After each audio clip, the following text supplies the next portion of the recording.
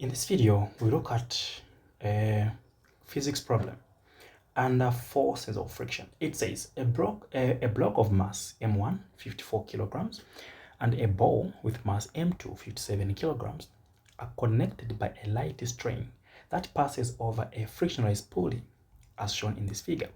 The coefficient of kinetic friction between the block and the surface is 0.3.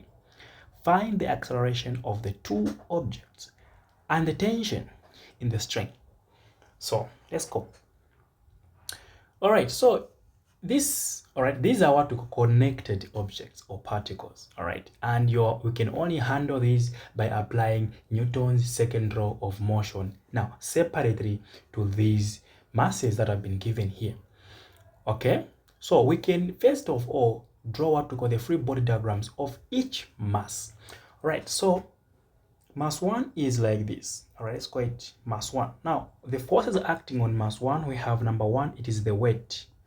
Number 2, there's tension in this string. Now, because they have given us the coefficient of friction, meaning there is a force opposing motion, we call that friction. There's also another force acting on this mass, we call it the normal force. So there are 4 forces acting on mass 1, of which if I draw like this, to give me something very good to work on. So I have the normal force, okay, I have the tension, okay, I have the weight. Now remember that weight is mass times gravity. Now the mass is mass 1 times gravity. Okay, here we have the force of friction. What about the ball? Okay, the ball M2 has only 2 forces acting on it, that is the weight and the tension in this lobe. That's all. All right, so we have tension in that particular lobe, T2, let's call it T2, okay? Or, okay, it's fine. If we don't call it T2 since the tension is the same. T. And we also have what? The weight. Now, weight is mass multiplied by gravity. So this would be M2G. Are we there? Okay, so we have the Y direction. And also I've got the X direction. Here we don't have the X, we only have the Y direction. So all what we need is apply Newton's second law of motion to both masses separately. All right, and let's do that. We know that the sum of forces acting on any mass on any object, by the way, should be equal to 0, right? All right, but before we go anywhere, you need to understand that the block, this block here, all right, is moving in the positive X direction. It's moving like this, in the positive X what? Direction.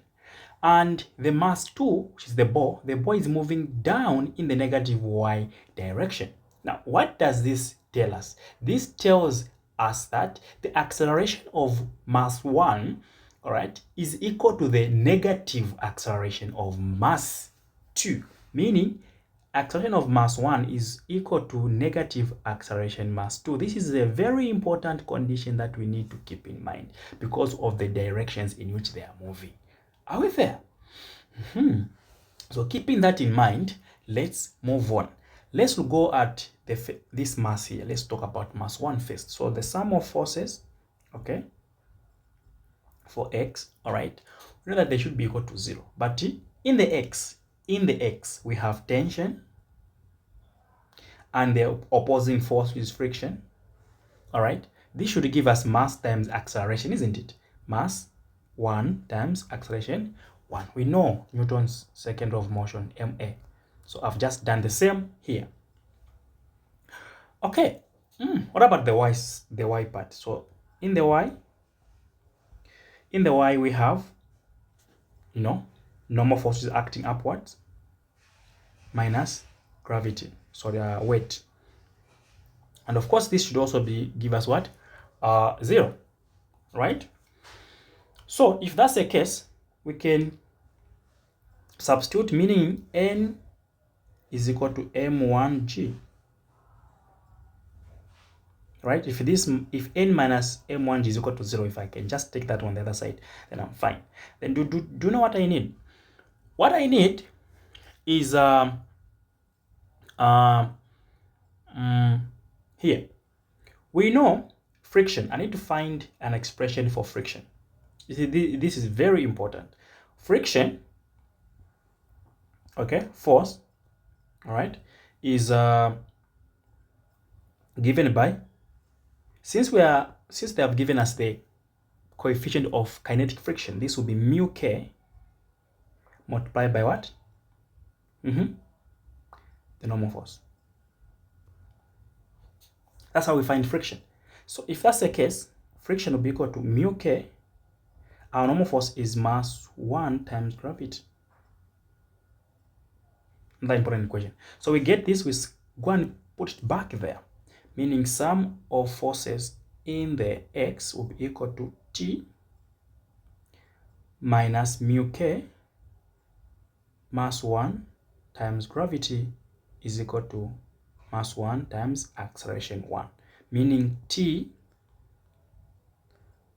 minus mu k mass 1 times gravity is equal to mass 1 times acceleration 1. This is the equation that this is a resultant equation that we've come up with under mass 1. We need this one. Very good. Okay, that is very important.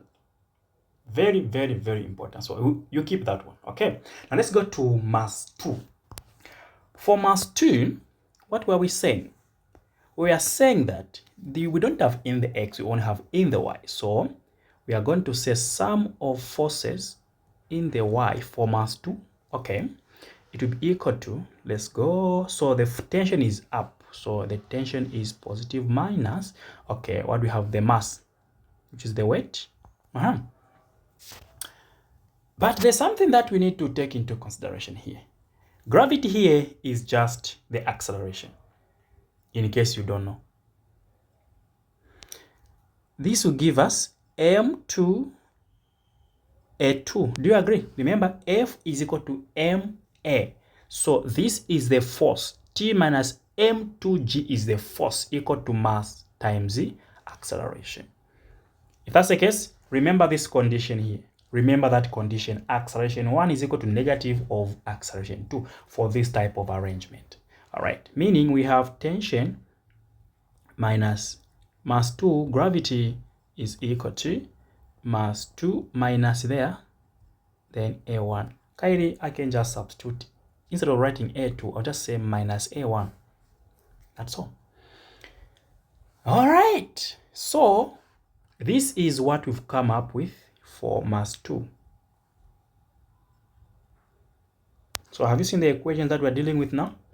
This one and that particular one.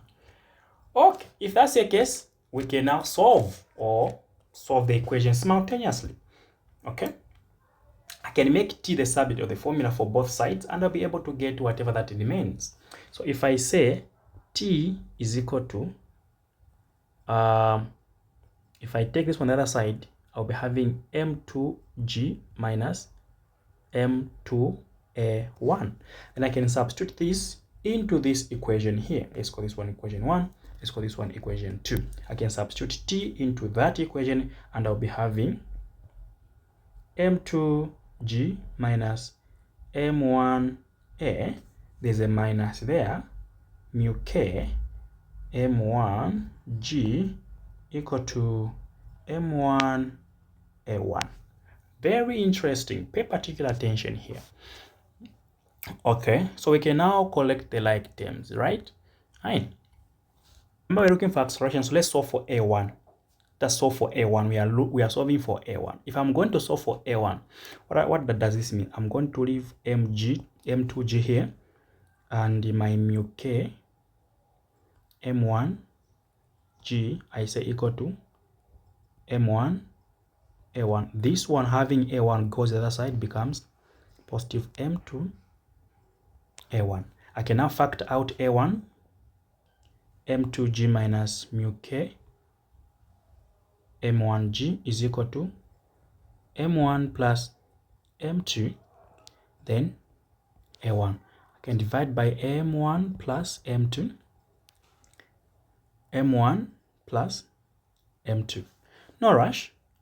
So acceleration is equal to m2g minus mu k m1g divided by m1 plus m2, meaning that our final answer for acceleration, it will be a1 is equal to mass. Now let's plug in. Mass 2 is 7 kilograms, gravity is 9.8 minus mu k was 0.3, mass 1 was what? 4, gravity 9.8 divided by 7 plus 4. Get your calculators, ladies and gentlemen. Just get your calculators. Okay, I'm getting 5.17, but I'll leave it 1 decimal place, meters per second squared. But remember that this acceleration is common for both masses. If you remember this rule that we set up here, a1 is equal to negative a2, meaning if you want to know the acceleration of this ball, it will just be negative 5.2 meters per second squared, because it's just the opposite of the other one. Now, if we want to find tension, all right, if you want to find what? Tension. We can find tension using even this one here, because we now know the acceleration. Okay. So to find tension, we'll say it is, we use this one here. M2 is 7, 9.8 minus, again M2 is 7, A1 is 5.2. Okay, and I'm getting 30.1. You should get something closer to 30 something, whether 30, 31, 32, that is fine. Okay, yeah, because we may get different values, but they should be within 30, not 30, 35, no, 30, 31, 32, there at least. Why? Because of we are rounding off the figures, so that's fine. But know how to go about these things. It's very simple, very straightforward. And if you want tutorials, we do conduct payable tutorial classes, very affordable. Okay, the number is on top, inbox us and we'll be able to help you.